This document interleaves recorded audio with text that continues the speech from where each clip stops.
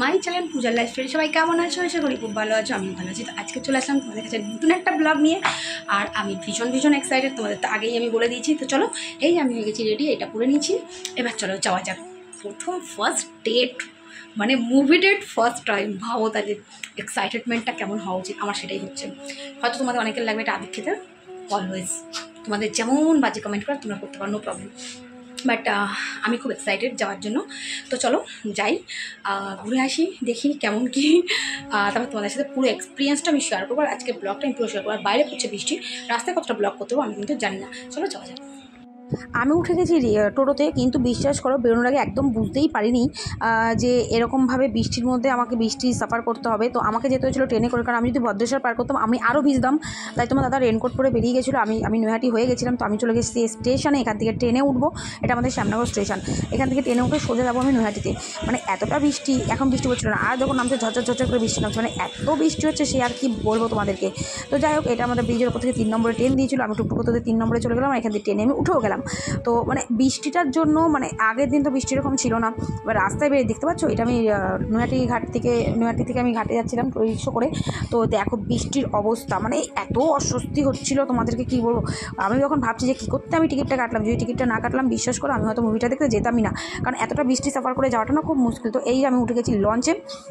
এবার এখান থেকে লঞ্চ পারে ওই পারে তোমার দাদা দাঁড়িয়ে রয়েছে। তো চলো, আর ওখানে গিয়ে আবার বৃষ্টি নেমে গেছিলো, তার জন্য ওখানে গিয়ে কিন্তু ব্লগ নিতে পারিনি। তো এই গিয়ে চলে এসেছি। চলো ভেতরে যাওয়া যাক, অনেকটা সময় আছে, মুভি স্টার্ট হয়ে গেছে সম্ভবত। আমাদের 10 মিনিট লেট আছে আমরা এখন।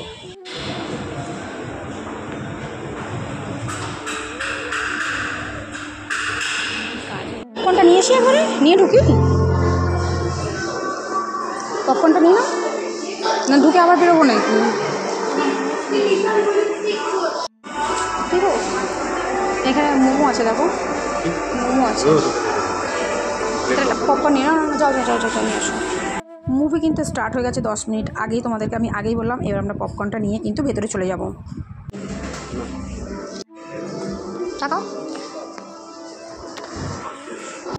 তো দেখতেই পাচ্ছ, আমরা একদম আমাদের সিটে বসে গেছিলাম। আমরা একদম 2 সিট নিয়েছিলাম, একদম কোনার সাইডে 2 সিটের ওখানে সিটের ব্যবস্থাটাও দুরকমভাবে ছিল, যেটা দেখলাম 2 সিটের মানে বাসের মতন 2 সিটের সিট একদিকে আছে, আর মাঝের দিকে তোমার মানে কমার্শিয়াল যেরকম হয় 7-8টা সিট লম্বা, ওরকম আমরা 2 সিটের সিট একটা সাইডেই নিয়েছিলাম, যেহেতু পার্সোনালভাবে বসার জন্য ওইভাবেই নিয়েছিলাম। ওরকম সিট আছে ওখানে, আগে জানতাম না আমি। তো এই যে মুভি হচ্ছে, আর এই যে আমাদের খাওয়া দাওয়া কিন্তু কন্টিনিউ চলেছে। তোমার দাদা কিন্তু পপকর্ন খেয়ে যাচ্ছে। আর মানে ও এইটাই করে গেছে, খেয়েছে আর ফোন দেখে গেছে, আর কিছুই করেনি। এই যে আমরা কোল্ড ড্রিঙ্কস নিয়েছিলাম, তো ও কন্টিনিউসলি খেয়েই গেছে। আর এই দেখো ফোন দেখছে, দেখো ও কিন্তু ফোন দেখছে ওর মতন, ওর কিন্তু মুভিতে কোনো ইন্টারেস্ট নেই। ও পুরোটাই ফোন দেখে কাটিয়ে গেল, আর হাসছে, ফোন দেখে হাসছে। লোকে যত মুভি দেখে আসছে, ও ফোন দেখে হাসছিল। এই ছিল আমাদের মুভির জার্নি। তো আমাদের কিন্তু মুভি দেখা কমপ্লিট হয়ে গেছে। এবার আমরা লিফট করে আমরা নিচে এখন নেমে যাবো। মানে এটা শেষ করতে পারিনি, হাতে করে নিয়েই বাইরে বেরিয়ে এসেছিলাম। তো এই যে আমাকে তোমার দাদা লঞ্চ ঘাটে পৌঁছে দিয়ে, কারণ বৃষ্টির ওয়েদারটা কন্টিনিউ চলছিল, তার জন্য এইভাবেই আমাকে আসতে হয়েছিল। তো আমাকে লঞ্চ ঘাটে পৌঁছে দিয়েছে, আমি লঞ্চে করে এবার সোজা বাড়িতে আসবো।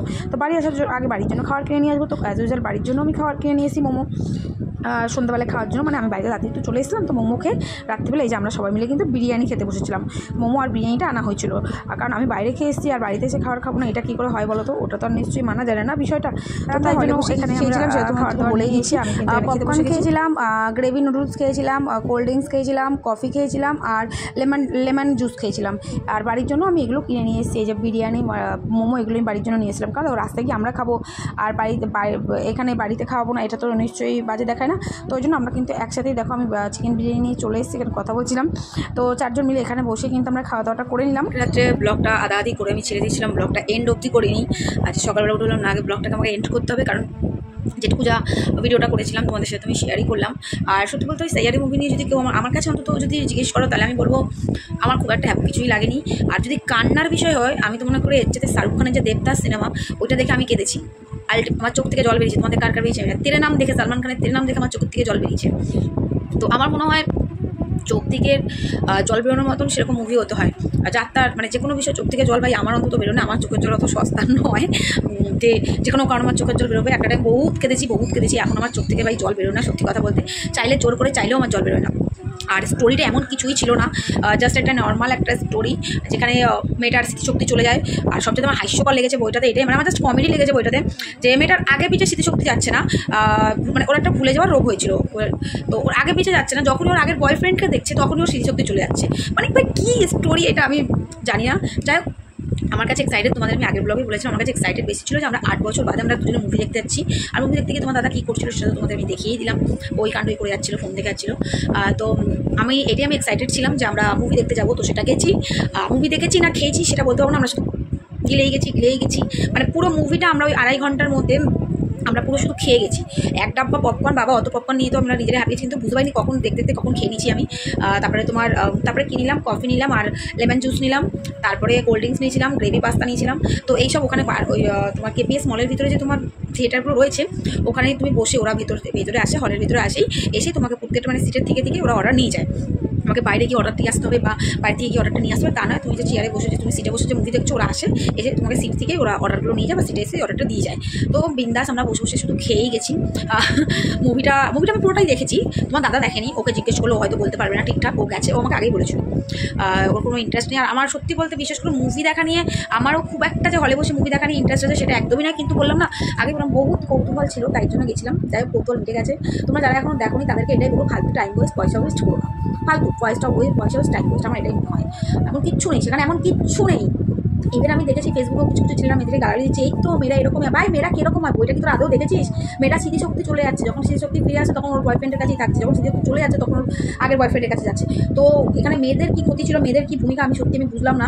একটা মেয়ে তার ভালোবাসার মানুষটাকে ভালোবেসে তার কেরিয়ার সেট করার জন্য সে তাকে ছেড়ে চলে যায় যাতে তার কেরিয়ারটা সেট হয়। তো আমি দেখেছি ফেসবুকে অনেক মেয়েদেরকে নিয়ে অনেক গালাগাল হচ্ছে, মেয়েরা এরকম, মেয়েরা কীরকম হয় ভাই, মেয়েরা কীরকম হয়, মেয়েরা তোরা ছেলেরা কোনোদিন জানতে পারবে না। যেদিন তোদের ঘরে একটা করে মেয়ে হবে সেদিন তোরা বুঝবি মেয়েরা কীরকম হয়।